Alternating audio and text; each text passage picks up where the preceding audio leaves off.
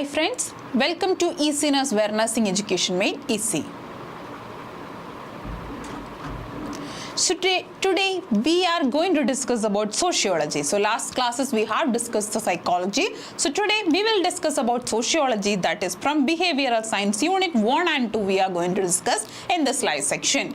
So let's discuss about sociology and its 1 and 2 the chapters. So first we are going to see about the unit number 1, that is introduction to sociology. So let's see what are the important topics we need to study from the unit number 1. So the first we need to discuss here sociology. So the term sociology, so what is term sociology? It's derived from a Latin word. So sociology is a term that is derived from a Latin word that is socius. So that is Latin word is socius, which meaning companion or associate or society. So what is socius means? It means companion, association or society. And the Greek word logos. So Greek word logos, which meaning the science of study. So it is mainly from two words. Sociology is derived from two words. One is from Latin word, one is from a Greek word. So which is Latin word? That is socius, and Greek word is logos. So the etymological meaning of term sociology is thus the study of society or the science of society. So what is the sociology? What sociology is nothing but the study of society or the science of society. So who is the father of sociology? It is Auguste Comte. Auguste Comte is the father of sociology. Now let's discuss about the definition. So we are going to discuss about the definitions. So let's see what are the definitions of sociology. So the first definition is sociology deals with the behavior of men in group, that is by Kimball Young. Sociology deals with the behavior of men in a group. So it's a group of men in that behavior we are seeing, that is sociology. So second one is sociology is the science of society or social phenomena by Lester Ward. Sociology is the science of society or social phenomenon. Third one is third definition is sociology is the study of relationship between man and human environment by H.P. Fairchild. So it is the main definition, is the study of relationship between man and the human environment. So these are the definitions and meaning of sociology. So let's move on to the nature of sociology. So what is the nature of sociology?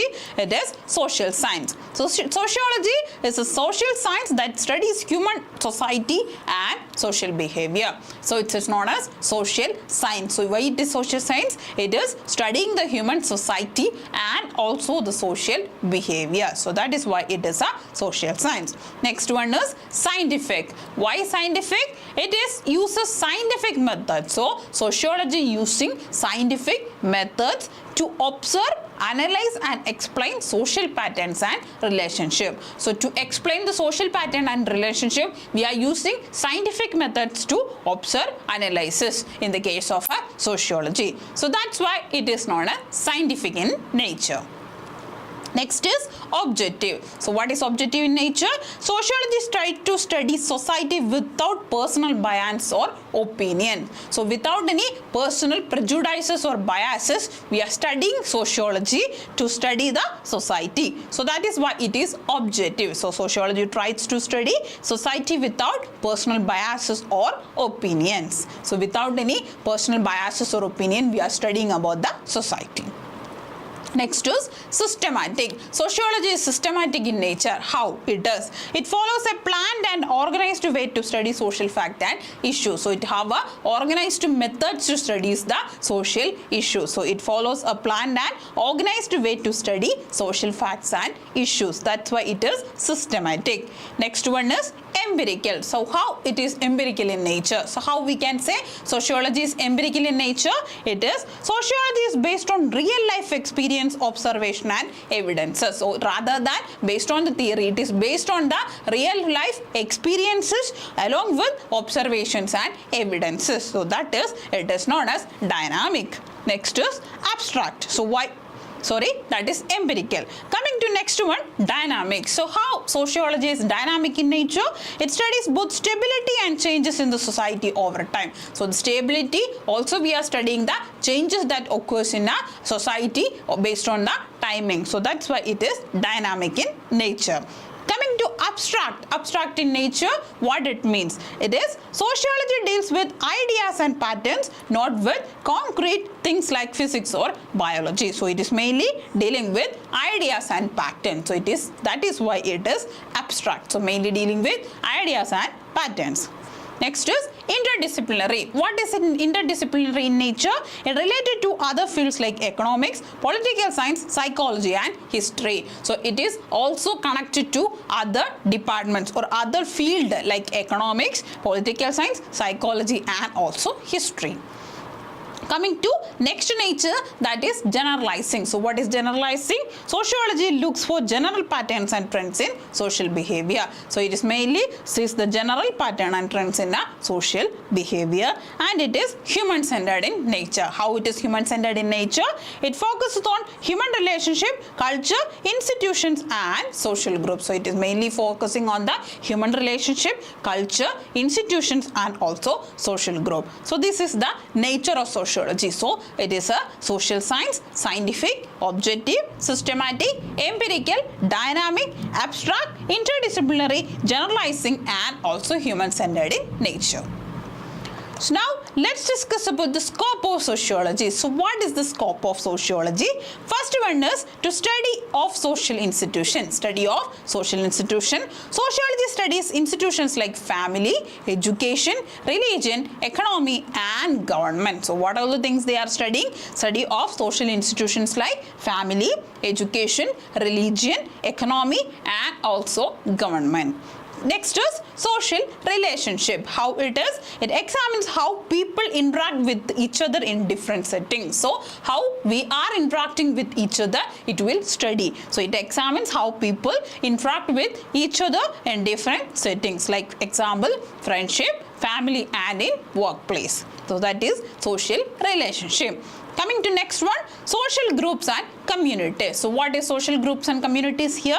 It explores small groups like families and large groups like cities or nations. So it both cover the small and large groups. Small groups example family, large groups example nation or a country. Next is social processes. Sociology studies processes like cooperation, conflict, competition, socialization and communication. So what are the things they are studying in the processes like? Social processes like cooperation, conflicts, competition, socialization and also communication. Next one is culture and traditions. So it looks into beliefs, customs, values and traditions of different societies. So it will give importance to the beliefs, values, culture of the people in a society. So that is culture and traditions. Coming to the next one is social change. So what is social change here? Sociology analyzes how and why societies change over time. So based on the time, how the societies will change, it will analyze. So social change also is analyzed in the scope of sociology, like through technology, movements and globalization. So that is social change. Coming to social problems. So what are the problems like? It addresses issues like, what are the issues here? Poverty, crime, gender inequality, racism and unemployment. So that's are the social issues. So what are the main social issues? Poverty, crime, gender inequality, racism, unemployment. So sociology will deal with these social problems. Next is social stratification. So what is social stratification here? It studies social classes, caste system and unequal distribution of wealth and power. So mainly the class and caste system will be discussed in sociology. It is stratification, urban and rural life. Sociology comparing the life challenges and development in urban and rural areas. So what are the development challenges facing by the urban people and the rural people will compare in the case of sociology. So it is urban and rural life. Applied sociology. Next to scope of psychology, next scope of sociology is applied sociology. It is knowledge of sociology is used in solving real life problems like health, education, administration and community development. So we can use the theories of sociology into solving the problems like health, education, administration and community development. So these are the main scopes of sociology. I hope everyone understood. So now we are continuing with significance of sociology in nursing. So why we need sociology in nursing? To understand patient behavior. So helps to know social and cultural influences on health. So it helps you to understand your patient behavior and to maybe you as a nurse you can able to understand the social and cultural influence of that person on his health. So that's why understanding the patient behavior improves communication. So while you know the sociology, it improves communication, aids in interacting with diverse patients. So from different society, different culture, you are able to see the patient's everyday life. So this helps to improve understanding the sociology will helps to improve the communication. So that's why it is significant in nursing. Next is builds patient trust. Enhances the nurse-patient therapeutic relationship. So it will, if you know the sociology, if you know the culture of that person, it will give you a relationship between each other. So the trust between the nurse and the patient will be more. So it builds a patient trust and encourages cultural sensitivity. Respect different beliefs and practices. As a nurse, you know the sociology, and you can able to respect each patient's culture and its significance. So it encourages cultural sensitivity.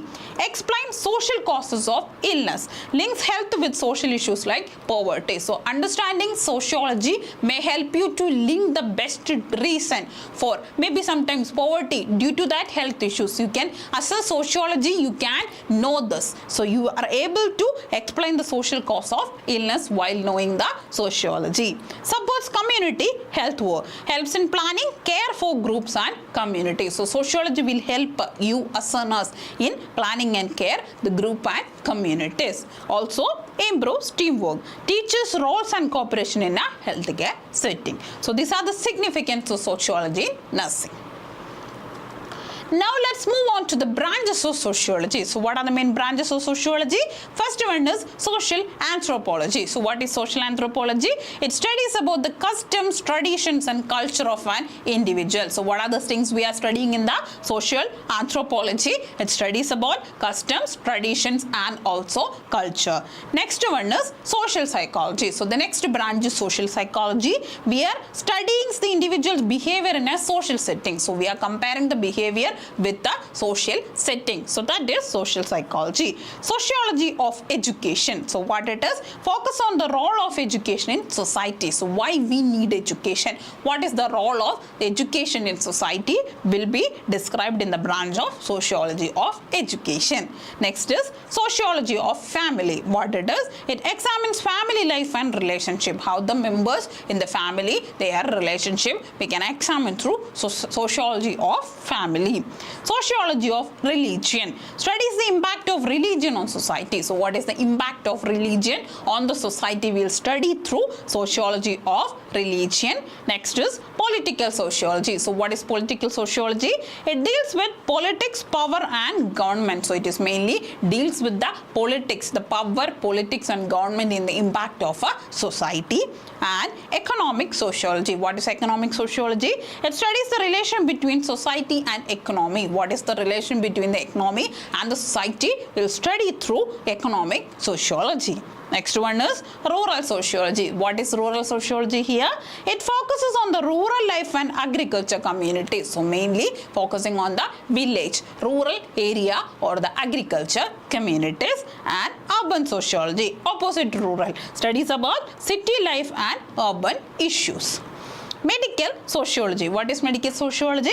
It looks at health, illness and healthcare system. So health, illness and healthcare system we are looking into through the sociology. The branch of sociology is known as medical sociology. Next one is criminal sociology. So what is criminal sociology? Studies about crime, its causes, its effects and prevention in society. So what is the cause? What is the crime? What is the cause? What is the effect and how we can prevent in society? So that's we'll study under criminal sociology. So these are the main branches of sociology.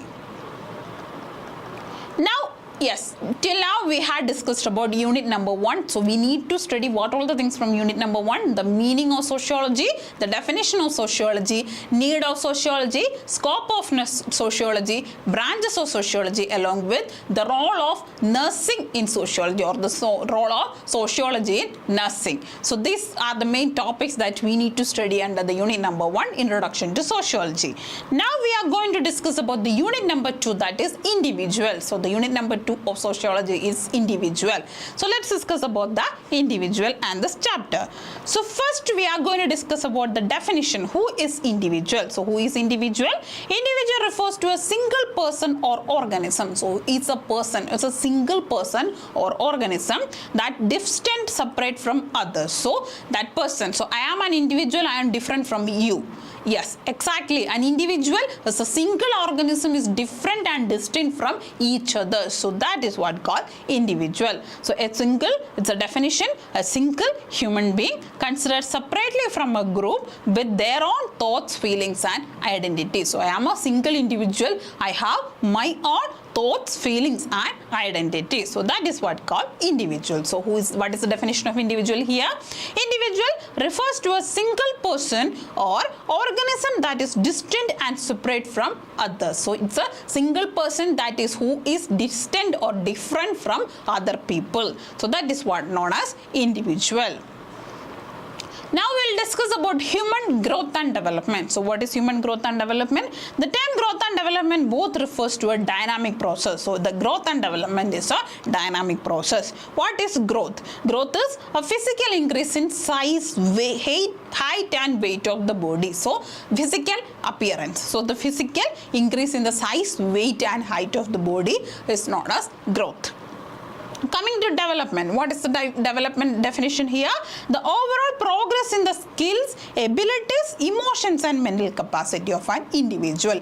That is what known as development. So what is the definition of development? It is the overall progress of skills, abilities, emotions and mental capacity. So this is the definition of growth and development.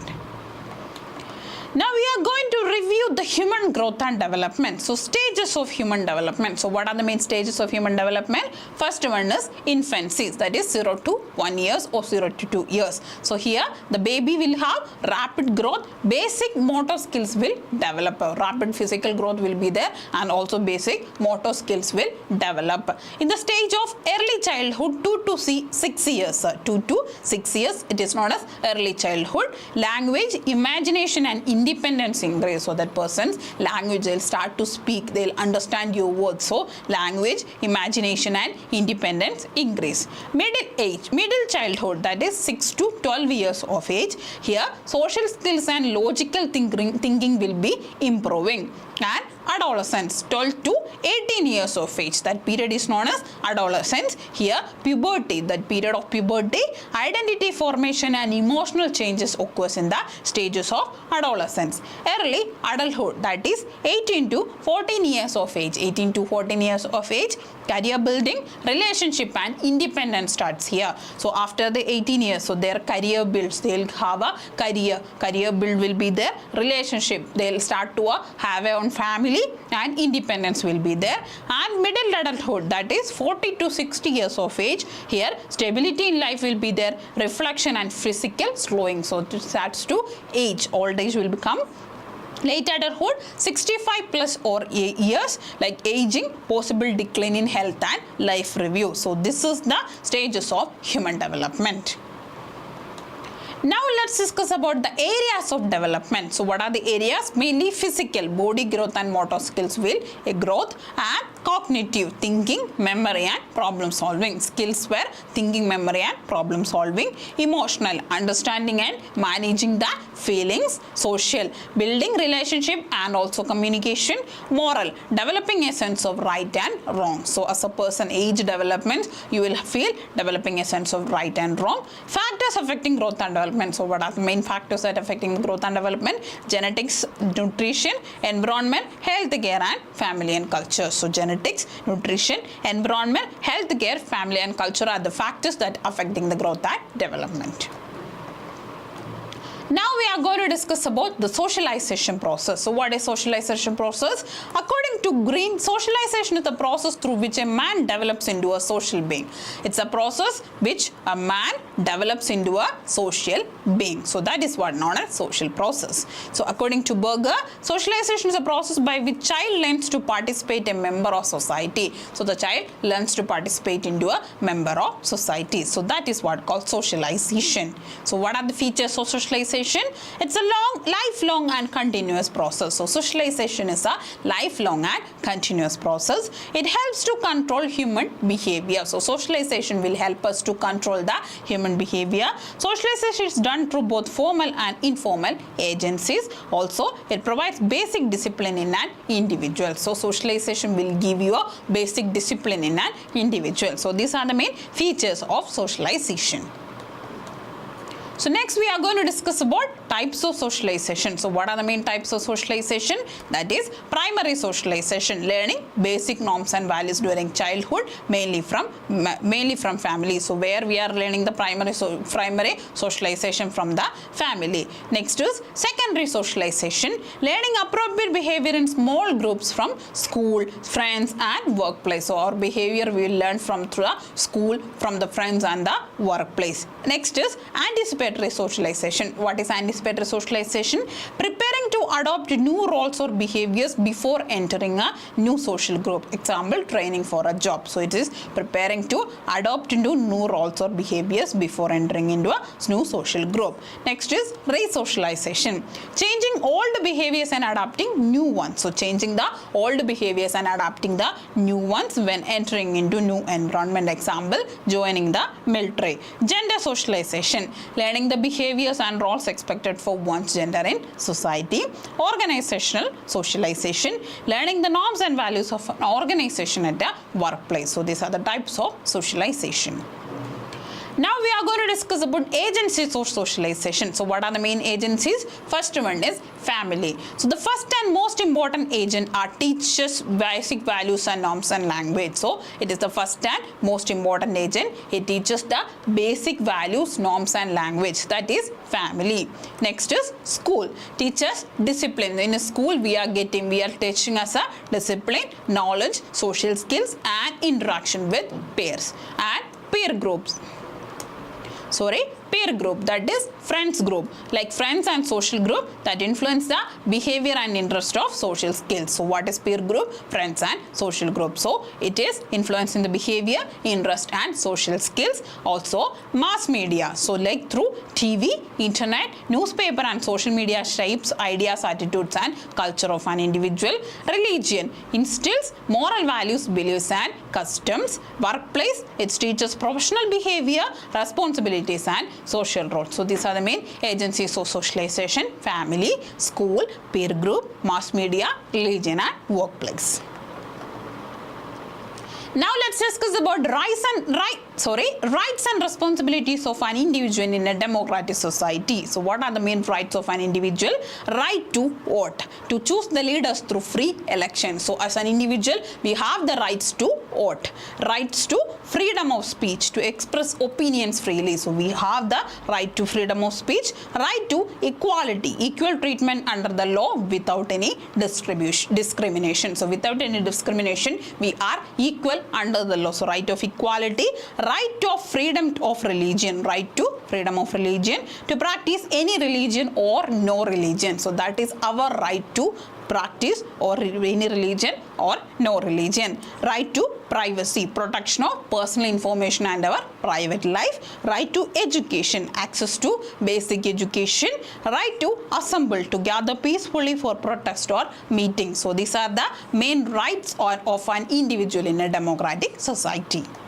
Now coming to the responsibilities of an individual in a democratic society: obey the law, follow the rules and laws of a country. So they need to follow. As an individual we need to follow the rules and responsibilities of the country, obey the law, follow the rules and laws of a country. Respect others' rights. So we have our rights, so others also have their rights. So we need to respect their rights, don't violate others' freedom and rights.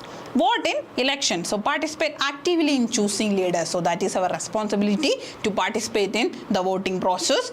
Pay taxes contribute to government resources. As an democratic society we are living, as an individual we are supposed to give the taxes, that is contribute to government resources, protect the environment, care for nature and natural resources. So this is also our responsibility, protect the surrounding environment, promote social harmony, respect diversity and works towards the peace. So we need to respect all the person's diversity and works towards peace. Stay informed, be aware of current affairs and social issues. So you are responsible for be aware of the current affairs and social issues in a democratic society. So these are the rights and responsibilities of an individual in a democratic society. Yes, so we have discussed, we have concluded here. So we have discussed the unit number 2 also here. So the responsibilities and rights of an individual. I hope everyone understood. So in this live class, we have discussed 2 chapters of sociology, that is unit number 1, introduction to sociology, and also unit number 2, individual. I hope everyone understood. So follow ECNUS for more videos. We'll come with the next live classes in the next day. So we'll meet in the next live classes with another interesting topics and chapters. Till then, thank you.